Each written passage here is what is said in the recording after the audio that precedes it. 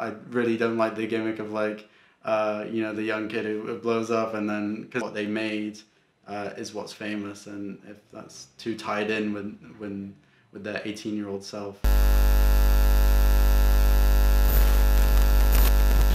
I've always been on Instagram when I was like 4, and they wanted to do a collaboration on the sticker for the stories, which was with the Kind Comments campaign.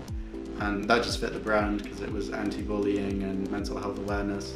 So that was really cool. And then after that, it was steady, but it was a significant change after that. So in the following year, we got to like 1 million, and then which is nuts. This is the character. This is the Bean. It's not a thing. It's just a sort of innocent and just ignorant a little bit to everything. But the content's about how does Bean deal with the world in different scenarios. The worst thing is when a creator is always preaching about the best way to do something. There's no right way to do anything.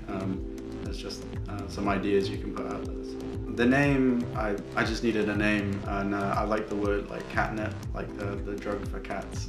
They like trip out. But it was taken, so then I just changed it from like a C to a K and added the Z. It's always good to have a name which people ask about. I used to skateboard down in the bay, and I'd go to the Norwegian church and then read about Roald Dahl and whatnot, and I was always influenced by, you know, that side of stuff. I sort of done the backwards approach, which is, you know, work through the internet and then come back to Cardiff, and I'd love to do more in the city. It's just finding, you know, the right ways and the right people. Starting to get a bit more into animation, and I'm outsourcing some of that work because it's, you know, it takes forever to draw an animation. So that's going on, and then working on a video game at the moment, which is really fun. On my downtime, I'll probably play Tetris.